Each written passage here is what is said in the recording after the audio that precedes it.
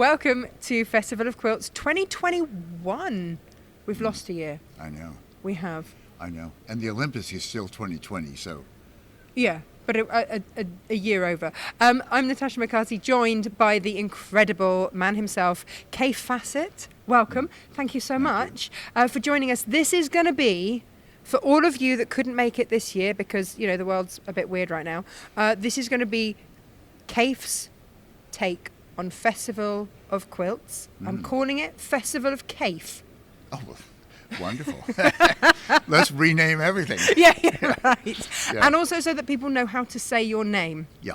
It's not Kaffe Faye or anything like that. You're safe with Kaffe. Absolutely. Remember that. We are, of course, we're starting in front of your quilts from your new book, which had to be in the UK this year, which is rather lovely. Yes. Photographed here in this beautiful village of Lavenham, which people said, why did I pick that particular, image out at that town? And I said, because it has color. Beautiful color, half-tempered buildings in beautiful colors. So it had a good background for each of our quilts. Lavenham is famous for many things, and for Brandon, I think the most exciting thing is that it's where Harry Potter was born. The house that it was filmed. He's like, but also, I hadn't realised, and you make a very good point, that it was very, very affluent during when it was a woolen market. Yeah. But then it kind of faded away, and that's why we get the colour that we get. Yes, because all those beautiful artisan buildings, so beautifully made and so full of artistic intent, were preserved. I mean, I take my hat off to that village for keeping everything going and keeping it beautiful and keeping the colors on the building coming year after year. Absolutely wonderful. So it was a lovely place for us to go and film our creative work. Yeah. Because we had a setting that was so full of creativity. Well, the thing is, after Quilts in Burano, where every house is a different colour, how do you top that? But I think the softness that you found in Lavenham was gorgeous, and I think that is reflected in a lot of these quilts, because the quilts that you've created for the book, were inspired by Lavenham. Yeah. And a lot of people, They love the high color that we find in the world for our settings, but their real soul is kind of shabby chic, And so, like for this one, we found a beautiful, soft, off-white building, with kind of, interesting shades of white. And so that was perfect for this very, very high pastel. And the secret about doing a quilt like this, these snowballs, are done with fussy cut, bullseye-eyed flowers. So you take your flowers and you really make a target out of them, and you make them come alive in that space. There is so much that I love about this, and looking at it for me from a maker's eye, I know that all of these offcuts are going to go into making something else, and that's the really exciting thing. It's kind of 2 for 1. You're fussy cutting the flowers, so you've got fabric left over to play with. To make something wonderful. The other thing that I love about this is Brandon's the border. The border is Octopus by orange. Brandon Mabley, which just has this beautiful lacy quality of crawling around that edge. It's a stunner. I've seen so many people make shirts out of the octopus fabric. And when that came in for us, it was going out in 3-meter increments because everyone wanted to make shirts. And so to actually see it in a quilt is really gorgeous. And then, of course, with your polka dot around the outside, just finishing it off, giving it that full stop. And then backing it with one of my classic old big prints, Big Blooms, which I think is just perfect. Punchy, big flowers. They are stunning. For anyone that hasn't played with your backing fabrics, the feel of them is just exquisite. I think it's mercerized, the thread, isn't it? So it feels really, really silky. I think it is, yeah. Sateen, they call it. Yeah, cotton sateen. Fancy name. Yeah. But they are gorgeous, and they're 108s, so that's 270 centimetres for those of you that want metric. Right. They're absolutely stunning. So, because the thing is, with all of these quilts that we're going to look at from yours before we move on to others, is the size of them, the scale. I don't think quite, until I started cutting up the kits, I was like, oh, hang on, I didn't realise quite how much was going in here. Yeah. And then you don't realise quite how large some of these are. Yeah. They are knockouts. This is actually quite a small one. We're starting with the smallest, but we're going to go on to another. So here we've got a very, very dark piece, which I love dark quilts. So that's very exciting. And to punch it with that very dark Aboriginal dot. It's beautiful, and the use of your really shot well. cottons in these, Kaffe, Yeah. just gorgeous. Yeah. Because it's more than just a plain. Yeah, absolutely. All of these shot cottons have a warp that's one color and a weft that's another color, and so when you switch them, you get beautiful kind of mulled wine looks, and these lavender and blue on this one.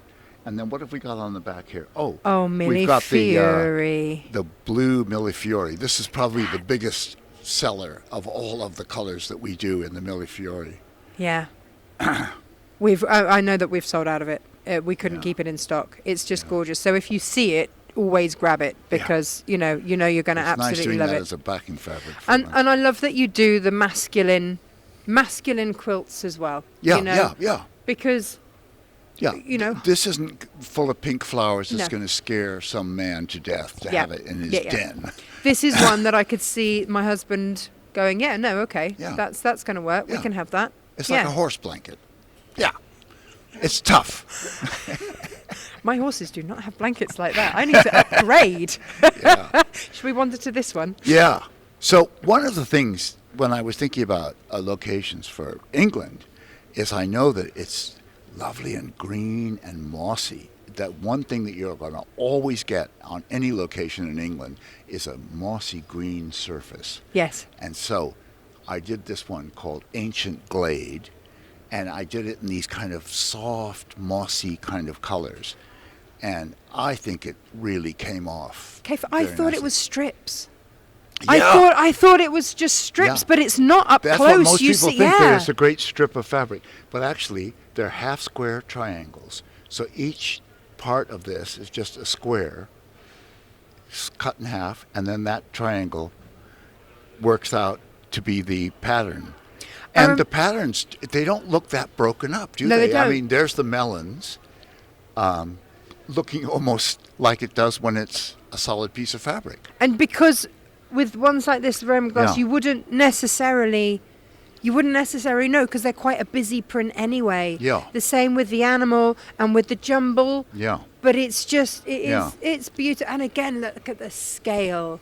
And this is what I'm absolutely loving with these quilts, is that Yeah. you get, especially one that we're going to come on to next, Yeah. is that you get to appreciate the big, big prints. Yeah.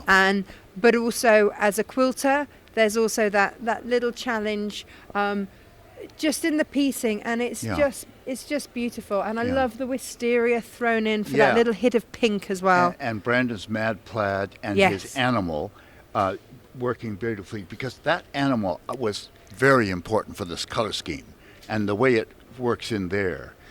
Well, the sage colourway has a softness, doesn't it? I mean, it does. when it was in the orange and the magenta, it was punchy and Yeah. powerful and fabulous. Yeah. But this does have, especially with the browns in there as well, the sage colourway is just beautiful. Yeah. Just beautiful. There we've got the Jupiter print. Beautiful. In kind of malachite colors. It is. It's exquisite. It absolutely exquisite. It's like a geologist's dream, this one. Yeah. I love it. Yeah. Beautiful. And perfect for the front and Yeah. the back. Now, if we're talking scale, Yeah. I mean, firstly, it's huge. Yeah. And Well, one of the things I always look for when I'm going to create a quilt with my big pattern fabrics is a nice big area where I can have the fabric uninterrupted.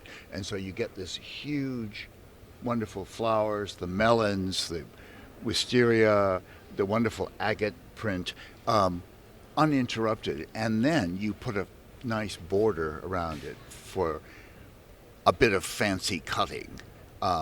I like this star, the way it fits into the sashing. It's just beautiful. So you get that. You get the satisfaction of being able to appreciate the large-scale prints, your dancing dahlias, and like you say, the agate, and all of that in there, which sometimes just feels too beautiful to cut up. Yeah. But you do still have that challenge as a quilter to create these stars. Now, these have all been done in your shot cottons, and they bring a warmth and a depth, which is just gorgeous. I decided I'll get nice high contrast color and jewel-like colors here, so that we get a very simple sashing with no little fancy patterns and things in it to disrupt or to change. So you have a clarity in that part. Yeah. And then the Baroque, flow of pattern comes in your big prints. Now, when we first looked at this, I said I absolutely kicked myself because I just sold my last bolt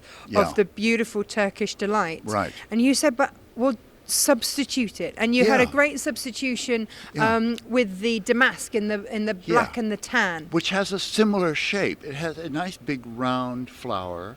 It's 2 colors rather than 12 colors, but it would be the right sort of tone and shape and would fit in with this. And I think that when I'm creating my quilts is to make a paint box for everybody.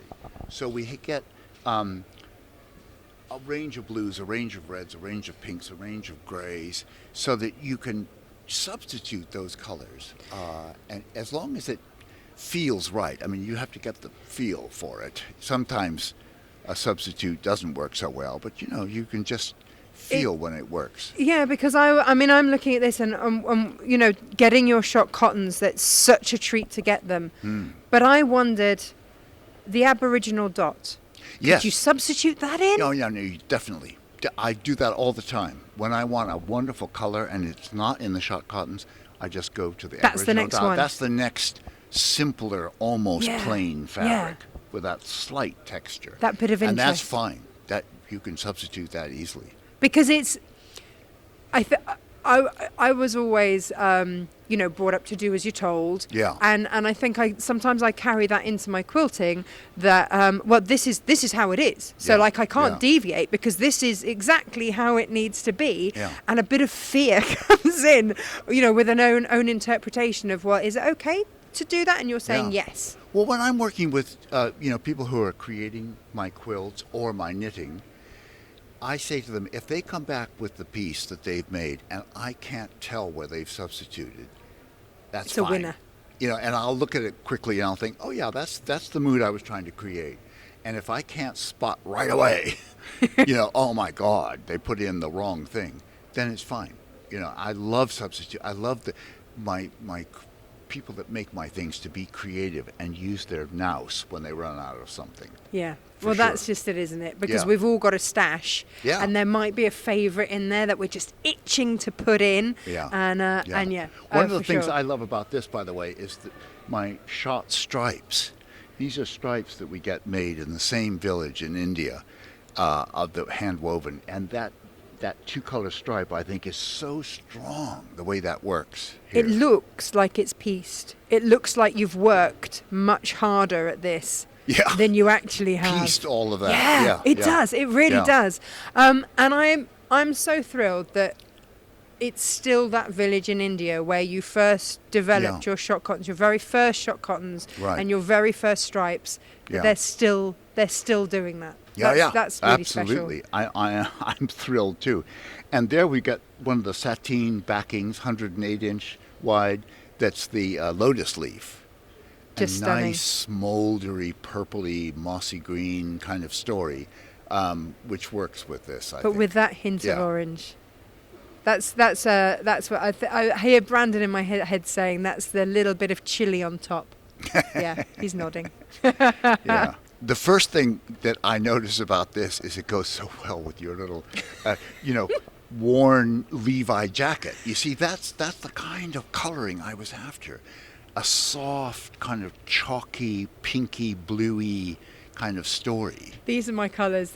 And Brandon always says, I need to see you in these colours, Tash. Need to see you in these colours. So I was always drawn to this. And the excitement of the oranges and the pinks together, just gorgeous. Well, pink to me is health. It's life, you're in the pink, There's something just very alive. And I love it that when Diana Vreeland went to India, she came back and she said, pink is the navy blue of India. And because they use pink all the time. And of course, when I first went to India, I loved it. The pink saris, the pink rooms, the pink houses. Yeah. Well, it is. It's absolutely glorious. And the pink with the orange. And I always remember you saying to me, pink is orange. Like, use them together. Yeah, absolutely. Do it. And absolutely, that little shot cotton stripe in there with that tangerine, peachy color is so perfect. I mean, there's so many things that work with. This is very simple, all made of triangles. So different scales of triangles playing with it so for these pinwheels. I was saying with you earlier before we started that for me, a good quilt is like a good theatre production. You're still thinking about it and talking about it, and you can come back to it and watch it again, and you still find something new. Yeah, it's a story well told. Yes. There's a clarity about it. So what I'd like to say about this is it is a great jumble of pattern. I mean, there's lots going on. But to me, there's a kind of clarity just so that you can just make out these pinwheels, but they're also kind of merging together and dancing together. And I like that, something that's quite close. But what really brings the clarity is this border of this big cactus flower and Brandon's wonderful little checkerboard his story chips. Called Chips. All of that works well. This is it, because this is your cactus flower in tawny, and that's one of my favourite colourways. Yeah, because it's the most sophisticated colorway. That kind of gunmetal grey and very faded teal blue as the backing behind these flowers. But doesn't it pull out this? Yeah. These petals here pulling out it just it works so beautifully, and I've always loved it. And what have we got on the back here? We've got onion rings. Onion rings. So you have the main part here, and then you have the border. What comes first, the main section or the border? I think we give birth to the baby before we buy the outfits. You know what I mean? Let's frame it after we know what the story is. Okay. Because it is a frame. You're so right. It is a frame. Yeah. One of the things you can always tell when you look at a quilt is that, somebody arrived with a border, and then they built a quilt that kind of doesn't really go with that border. But you don't buy a picture frame and then decide what to go in it. Well, exactly. Yeah. Exactly. And that makes perfect sense. Yeah. Now you say it. It's one of those things. It's an obvious thing, but not until you say it. Quite right. Stunning. Look at that jumble in bubblegum around the edge. Beautiful. Let's go and look at the rest of the quilts in this whole. Come on then. Wonderful. Let's pick up and go. So we've come away from your area. Right. And we're taking a wander now to pieces that have grabbed your attention. Yeah. As you've done your wander, this was certainly one of them. This is by Nick from Cotton Patch. That's right, from Cotton Patch. Nick Sewell did this quilt. And what is interesting about it, when I first walked in, the first thing that struck me was this mad plaid border. The crispness of that. I thought, that's Brandon's fabric and it looks wonderful. What is this quilt? And then, of course, the rest of it is Philip Jacobs and me. But that is so crisp. I mean, it's a beautiful little print of his that works so well in quilts and mixes well with these very Baroque. So you can see with lots of color in the other prints. The ombre of the center is so beautifully done as well. For me, that was it makes it part of it. Very lush. And then we get different scales of prints going out. Very simple. The whole thing is done with little squares on point. So there's a kind of lovely simplicity about this. And I think that's what it is with most of my quilts. I like my quilts to be easy to make. And so the structure is simple, but the fabrics are full of life and intrigue and detail. But the simplicity of the layout lets you really see those particular details. It also makes it accessible for beginners as well. And that's the really nice thing. So no one is discounted because everyone can give it a go. So, Kaffe, it's fair to say this one caught your eye, and I can completely see why. What a stunner. Totally. I mean, I'm walking around and I suddenly see this very simple idea of little gorgeous flowers hanging by threads, delicate, blowing in the little breeze. I mean, just as sweet as can be. And the colors are just lovely and delicate and like English watercolor colors, don't you feel? It's a proper meadow, isn't it? Yeah. And I wouldn't be surprised to see a bee come through. It's just it's just beautiful. We were wondering how it was made, and for those of you also wondering, it's a wash away stabilizer that's been stitched into. So the artist is Amanda. Now, how did we decide her surname was? I think Macaver. We'll go with that. Yeah, I would say it's or Macaver, but whoever you are, what a lovely simple. I mean, the best ideas are incredibly simple, and this is so simple and yet so delightful. And you see people coming through this room smiling the whole time. It's really lovely. And with the strings coming down, there's been the comment made that it looks like rain almost, which is just exquisite. And then one of the stewards was saying, do you think we should untangle the flowers? And I was like, but when the rain and the wind goes through a meadow, the flowers tangle. That's how it is. Yeah. But it's just beautiful. It's nature in art. Well, and there's a lovely dance to the flowers the whole time. Really lovely. What I love about this quilt is the kind of strong yellow, black and white, and little stabs of color. And then as my eye drifted across, which it often does, I spot across the hallway a huge, scrappy madness of color with yellows, blacks and whites, and all of the things that echo this little piece. When you were talking about this last night, I said to you, do you think that it's just a happy juxtaposition, or do you think that the festival organisers had any kind of thought? But now I see it. Yeah. It's a complete happy coincidence. Absolutely. It's the ballet of color that's happening all over the world all the time. If we stand on a street and we see a wonderful billboard that's all shades of red, somebody in an orange coat is going to walk by that, or shocking pink, or something past that just works with that color scheme. It happens all the time. You've just got to be tuned into it, haven't you? That's it. You tune in. Yeah, absolutely. Yeah. If only we knew somebody else that was doing black and white with a hit of colour. I know. Who could that be? What a concept. What a concept. Now, I want to just switch over to here and look at, this is more typical Liberty Fabrics. This is it 61?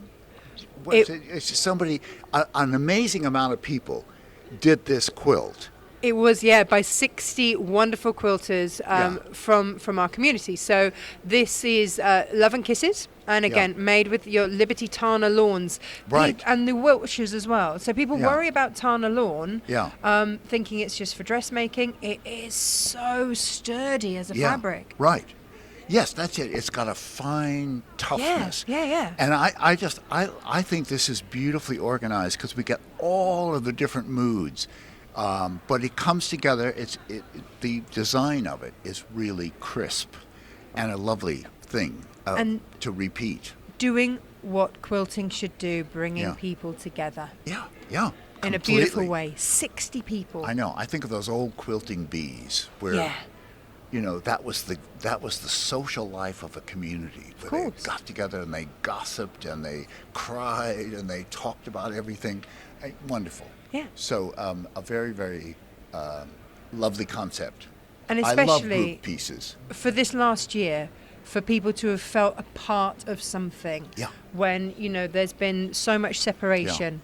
I think these projects are so vital and so needed. It's beautiful, just beautiful. And actually the ladies were saying there's a transatlantic version of this quilt. So it's going to be doing a swap with that. So not just bringing communities together, but bringing continents together. Great. Fabulous. Well, I'm all for that. Yeah. I'm a transplant. Well, I know. Yeah. If anybody can move around. Yeah. Perfect. So you've brought us to this one, Kaffe. What drew your eye? Well, what drew my eye, first of all, was the brassica design, which I spotted, kind of throughout. And it's called Brassica Among the Flora. But what made me want to come back and look at it again was that it is so scrappy. I love scrappy quilts. I love it when you raid your stash and you find all kinds of weird and wonderful things and you put them together. There's some fabrics in here that are incredibly ugly. There's awkward fabrics. There's fabrics that, aren't really my taste at all, but they're fabulous the way they all work together. And what she's done is to make this kind of mood of tawny, burnt colors. She took the brassica colors that I've been so careful to put into Philip's wonderful design. Yeah. Philip Jacobs did this wonderful design called Brassica, and we have it as our classic, and it goes on and on and on. There are so many colorways. It's I keep gorgeous. adding colorways to it all the time because it's a beautiful thing to play with. But she's taken this kind of wonderful tawny colorway, and she's made that the mood of the whole quilt. And then lots of other little bits of colors and things that go with it. They come in and play with it. I think you're right. It feels like a stash busting exercise. Yeah. But she's created her own fabrics and stitched them in. So the stitch detailing is really beautiful here. And when we say she, it's Heather May Riseborough from South Shields in the UK. This is her quilt. And the other thing is it just shows we get het up on are our points perfect? It doesn't matter. Look at it. It's an absolute feast of colour. Yeah, and it kind of blousy and billowy, and who cares? It's the kind of thing, if you live with it, you would spot different things every single morning that you came in to have your coffee in front of your quilt. You'd look and you'd say, oh my God, I hadn't seen that little bright thing, and these little birds, and so forth. All these little things to be discovered. So to me, that's a wonderful work that you can live with and discover as you live with it. And nothing gets wasted. That's the joy, isn't it? Oh, yeah. And it's clearly made with love. Yeah, absolutely. One of the things about this quilt that is the essence of this place, as we were just saying, it's from Russia. From Russia with love. Yes. With love. But how wonderful to be able to come to this place in Birmingham and see a gorgeous quilt from Russia, from St. Petersburg, which is a gorgeous city. I went there years ago, and I really love it. But anyway, I just thought the delicacy of this, the scrappiness of it. There are so many patterns. I think they're mostly Liberty prints from the feel that I get, but it doesn't matter. The palette, the delicacy, the way the colors are blended. I usually don't like blended color kind of rainbow things, but this one is so sophisticated, and every little part of it is worth examining and looking at it because it's little patterns of color on a kind of sludge background.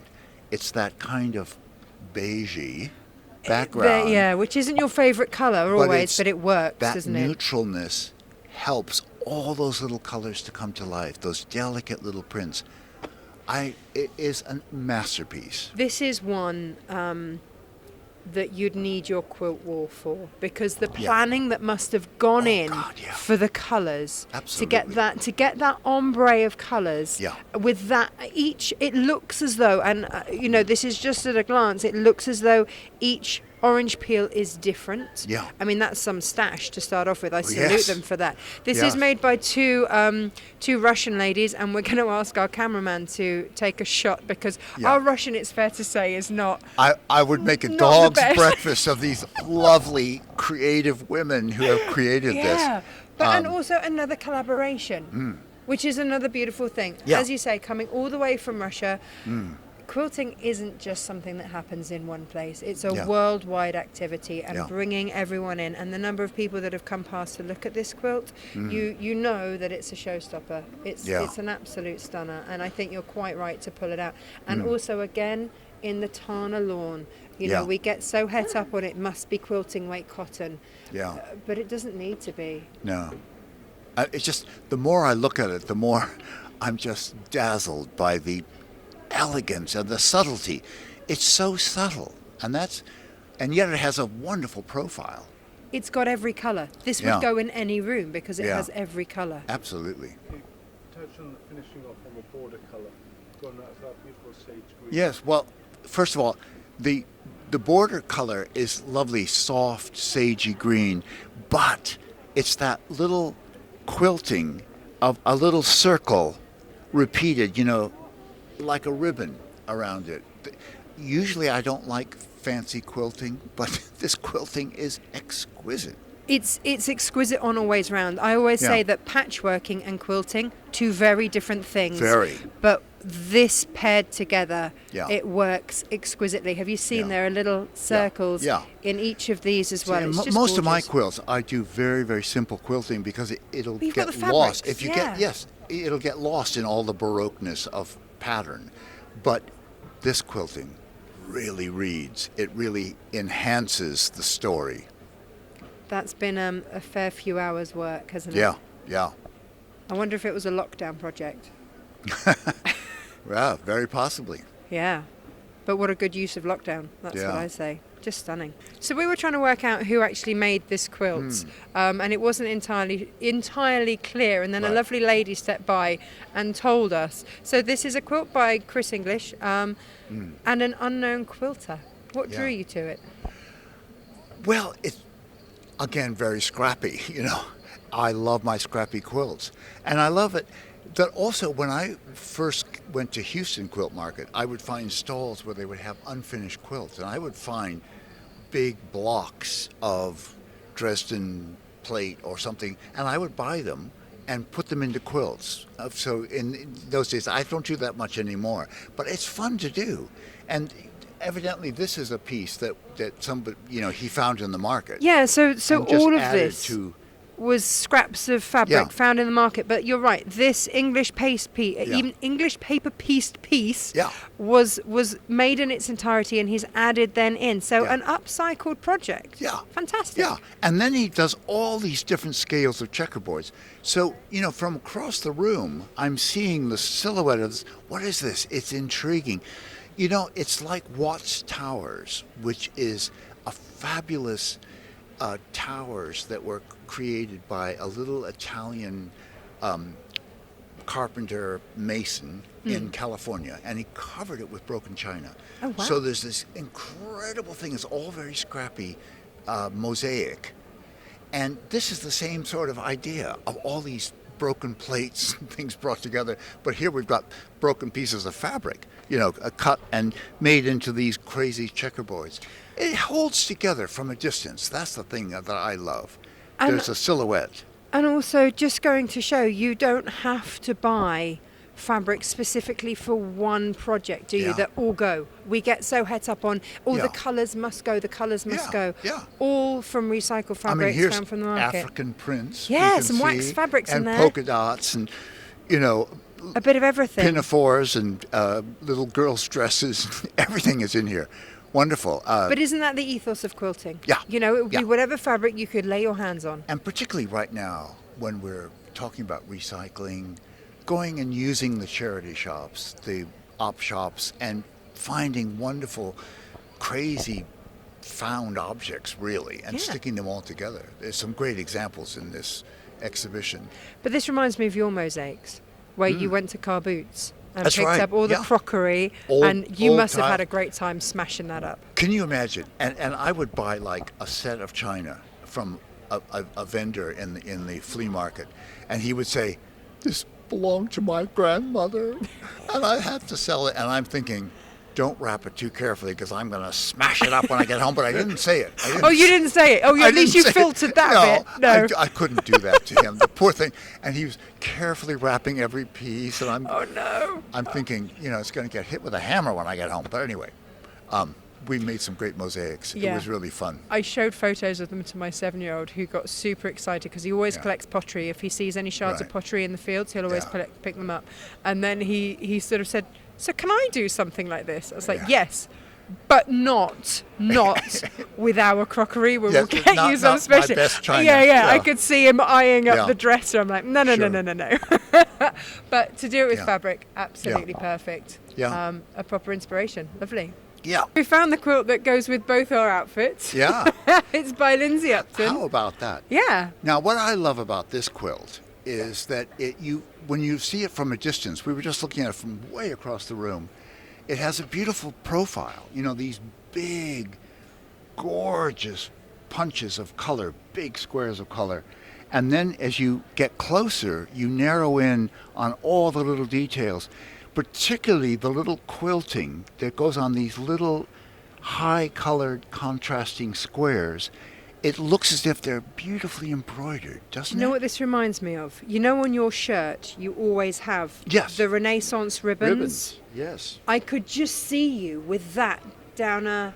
Quite right. Wouldn't that be gorgeous? Absolutely. And that's a very good idea, to do a simple ribbon with just blocks of color. Yes. That Or looks round like, Brandon's hat. Yeah, absolutely. And so we get these lovely jewel-like squares that stand out beautifully against each other. The color in this is so beautifully balanced. I'm not mad on the silver discs, but it's kind of like those Indian fabrics with mirrors. Yes.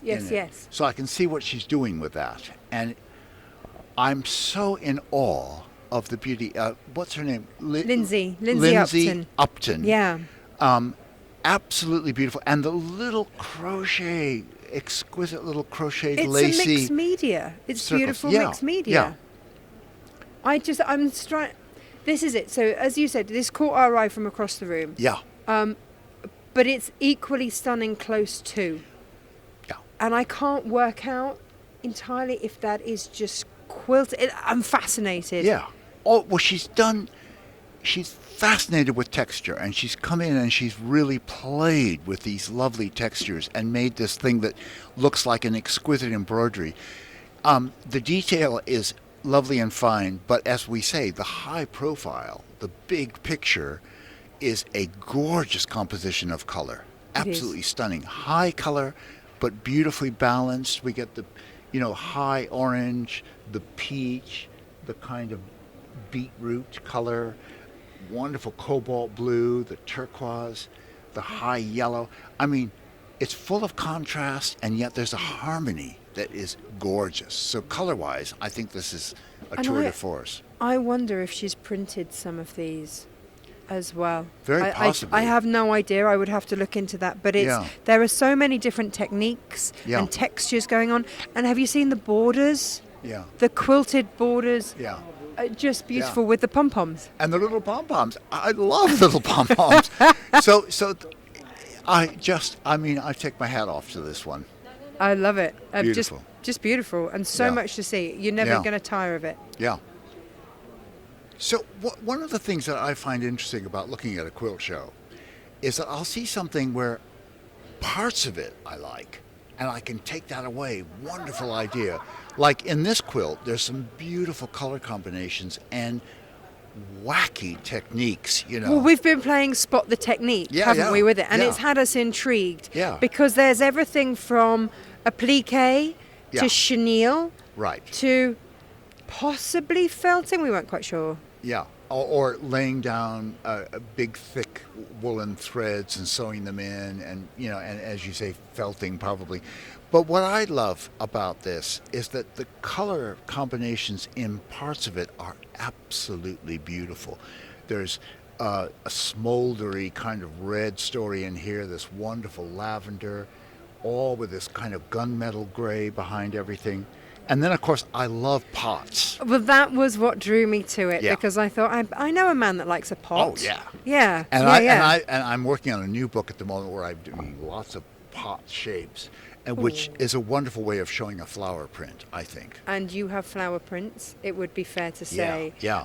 So these are beautiful. And they're very, very delicate, very oriental. I mean, it's made in Korea, and it has that otherworldly, elegant fantasy. It's an oriental fantasy for me.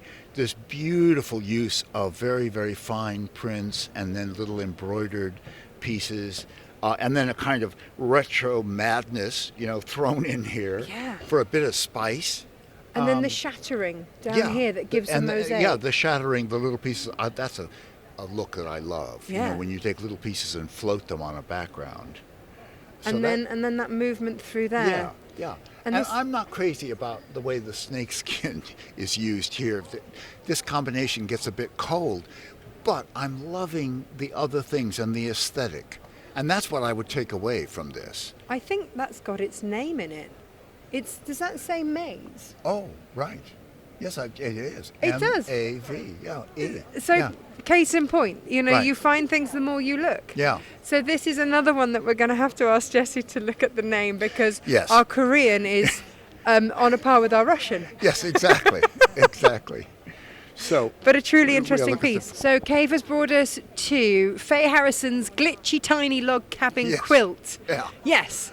What Isn't drew you to this? See, I love extremes, and we've been looking at wonderfully scrappy things full of old retro fabrics and stuff you find in flea markets and so forth. Here we get total refinement and control, but with a beautiful aesthetic.